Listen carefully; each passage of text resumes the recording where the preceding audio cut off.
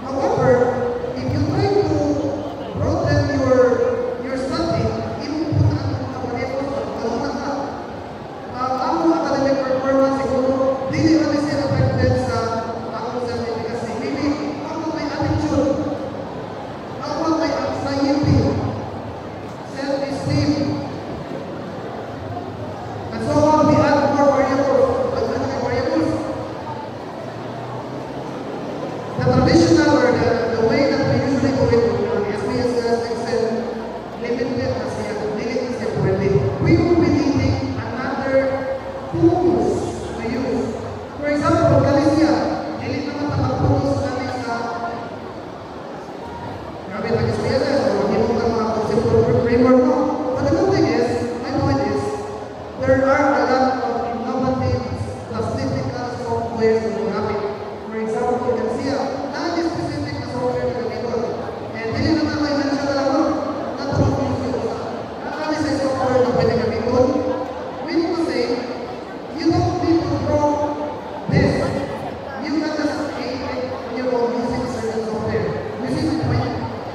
Because again, we are talking about AI. We would not want to waste our time. So, ang generate na actually, ang machine na abuhin mo. Hindi na kita yung try na yan. It's the machine. It's AI. It's technology. So I hope I can point on that one. Claro, so far?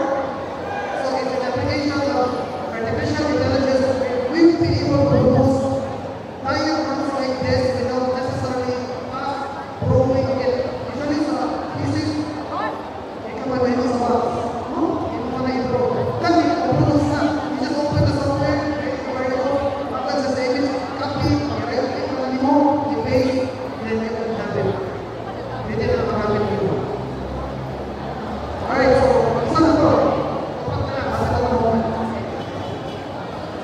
Gagawin ko the next one.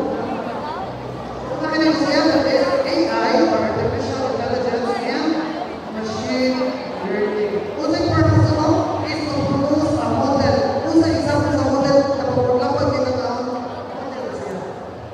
But anyway, if a machine is going to generate it, given time, you will be familiar with that.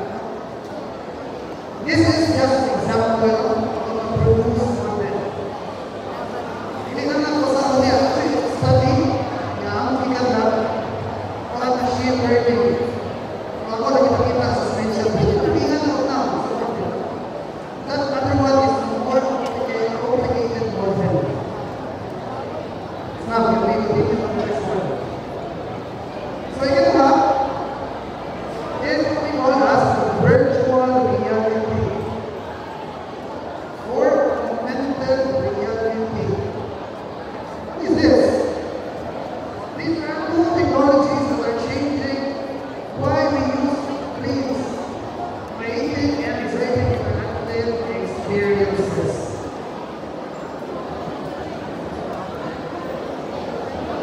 So, VR, familiar with that? VR, virtual reality, AR, augmented reality. Una, ang mga tennis, ikaw sa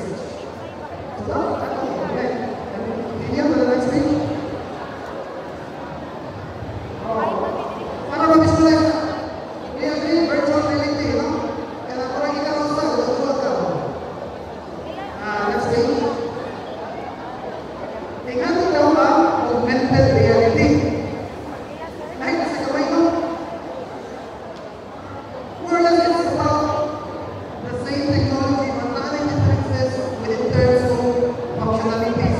Understand it was enhanced. Do you agree? Now, virtual reality must enhance awareness. I'm sorry, augmented reality is enhanced awareness. It's used to explain AI. Mas way to this. Ito may mga gawin nila sa kani mga augmented reality, virtual reality. No? So na diyan, first concept testing. Second is customer feedback. New is okay.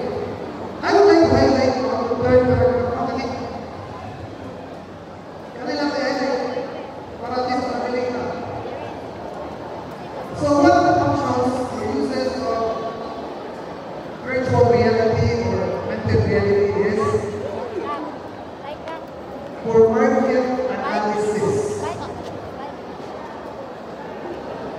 Yeah, take